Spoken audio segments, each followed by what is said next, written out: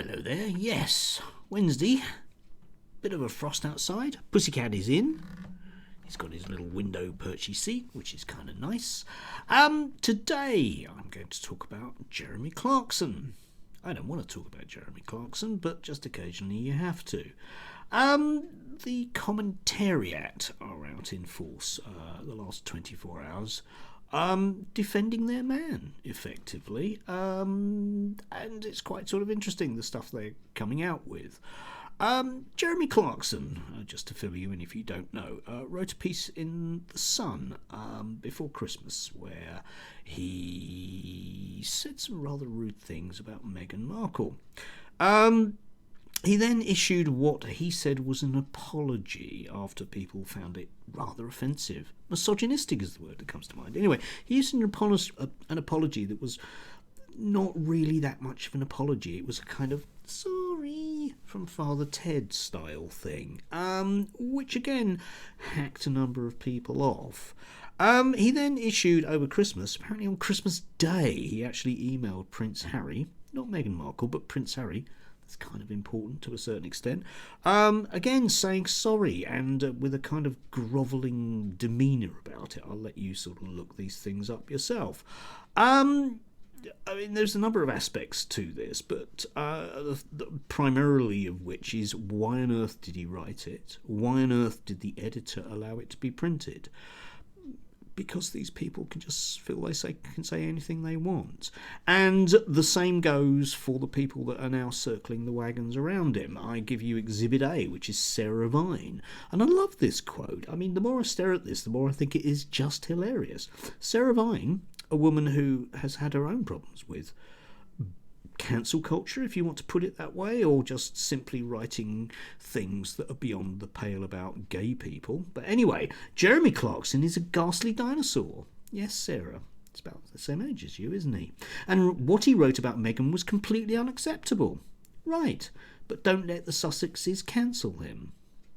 So how do you get those two together, eh? How do you put those two things together? He really shouldn't have done it.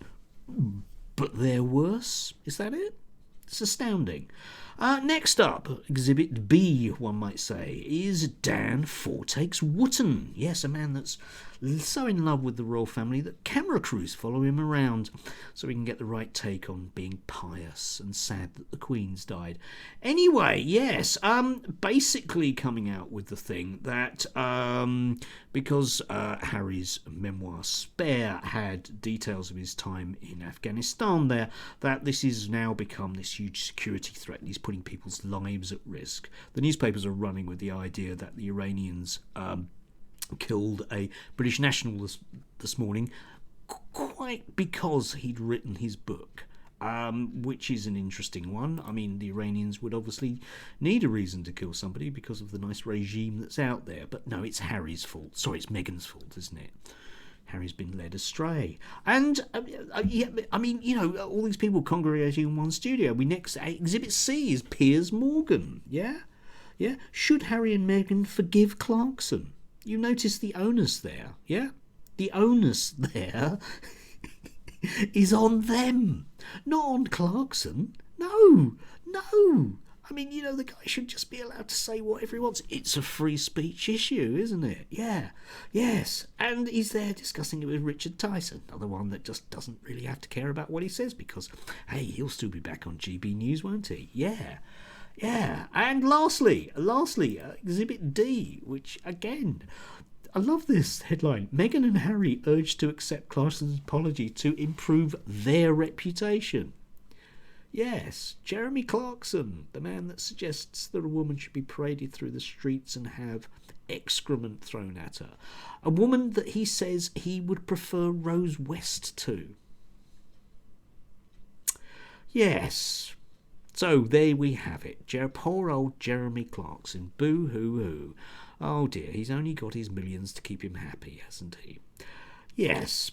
Anyway, quite astounding the way that these people will demand effectively that they can write whatever they want. I imagine a few of them are thinking that maybe if it can happen to Clarkson, it can happen to them.